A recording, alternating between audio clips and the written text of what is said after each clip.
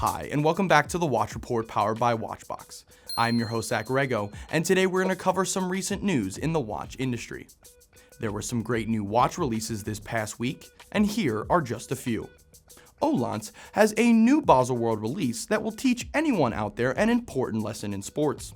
Never take your eye off the ball. The Hautlence HL Sphere 01 is a watch limited to just 28 pieces that has a blue sphere located on the left side of the dial that rotates on 3 axes to show the hour of the day. This unique jumping hour display watch shows the company's return to its original identity of watches that show time in an innovative and creative way.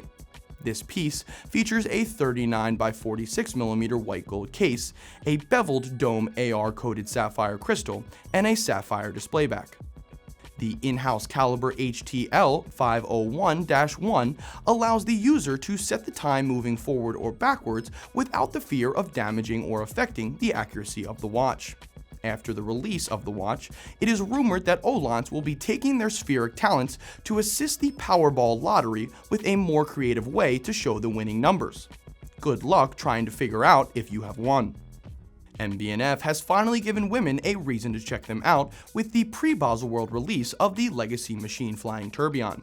This is officially the first MB&F made for women, which really stinks cause now my girlfriend is going to expect this for our 1-year anniversary. This watch features a 38.5mm white gold case fitted with diamonds, a high-domed AR-coated sapphire crystal, and a sapphire display caseback. It comes in 3 versions, a black lacquer dial version, a paved diamond dial version, and a baguette diamond dial version, all of which still probably will not make her forget about how I used to date her friend. Each version includes a small rotating dial attached to the flying tourbillon and a 3-dimensional red gold sun, which acts as the watch's automatic winding rotor. On a side note, if anyone knows how to make sure a YouTube video cannot be viewed by a specific individual, I would greatly appreciate the help. If that is not something that is possible, then I would like to finish this release by saying I love you, sweetie, and I can't wait to have dinner with your parents next week.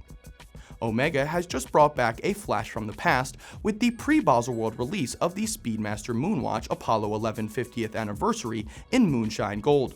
This piece is inspired by a watch released in the year 1969, which was given to the astronauts after returning from the first moon landing. The great thing about this piece is that you don't have to visit the moon in order to get one. You just have to be one of the first 1,014 people in line for it.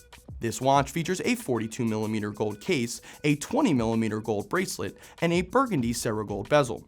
On the caseback of the watch is an inner decorative ring surrounding the sapphire displayback that shows a partial view of the North and South American continents with the years 1969 to 2019 engraved above.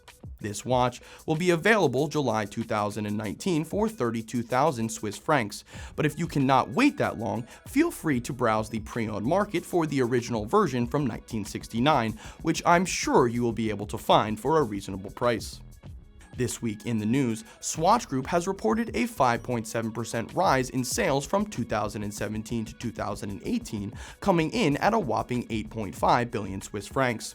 This paired with an increased margin of 15.2% shows that Swatch Group is in a very good place.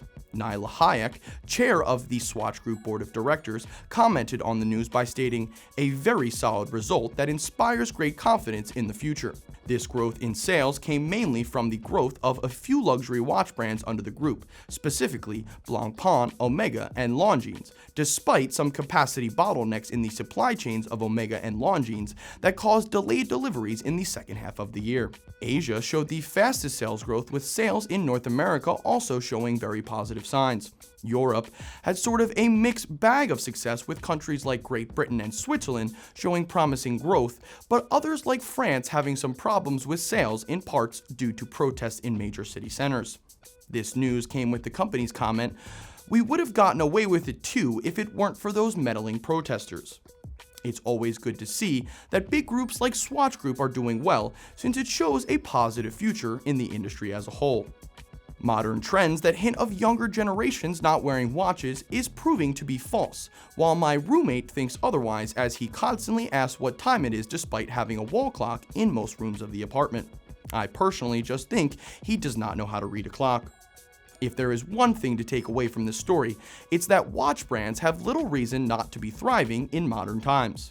Brands that work with the changing landscape of the industry and evolving modern trends will continue to have success, which is why I want to warn a brand like H. Moser before they end up producing it, that a sundial watch will probably not be too successful. Then again, they can really do whatever they want, so who am I to say what they can and cannot do? Congratulations to last week's contest winner, Saurabh Sekar, sorry for the assumed mispronunciation, for being the first to correctly guess the Rolex Cellini Prince reference 5443/9 that I was wearing in last week's episode. The first person to comment the correct brand and reference of the watch I'm wearing this week will be getting some free watch swag sent their way. I'm Zach Rego, and this has been The Watch Report. Make sure to like, comment, and subscribe, and make sure to click the bell for the latest updates in watch content. Thanks for watching, and see you next week.